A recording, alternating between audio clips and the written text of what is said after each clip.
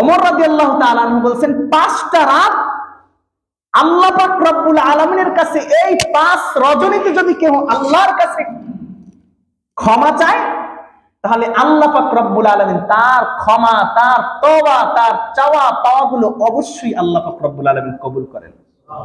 1 number হচ্ছে জুমার রাত্র, ইয়াউমুল জুমআ। আল্লাহ পাক রব্বুল আলামিন বলেন, ইয়া আইয়ুহাল্লাযীনা আমানু ইযা নুদিয়া লিস-সালাতি মিন ইয়াউমিল জুমআতি ফাসআউ ইলা যিকরিল্লাহি ওয়া যারুল বাই' যালিকুম খায়রুল লাকুম ইন কুনতুম তা'লামুন।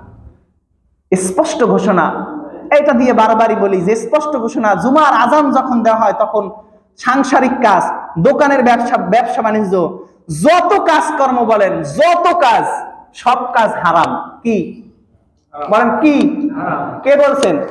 কে বলছেন?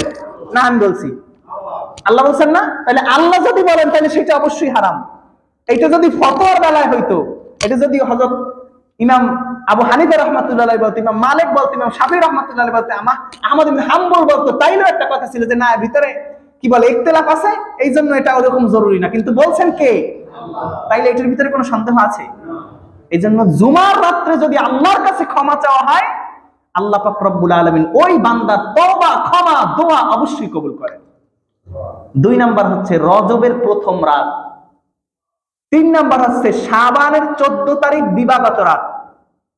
4 নাম্বার হচ্ছে ঈদুল ফিতরের রাত। 5 নাম্বার হচ্ছে ঈদুল আজহার রাত।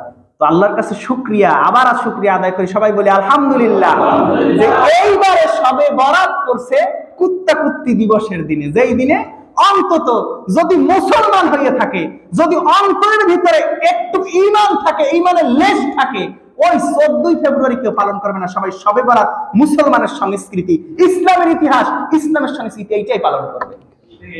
আপনাদের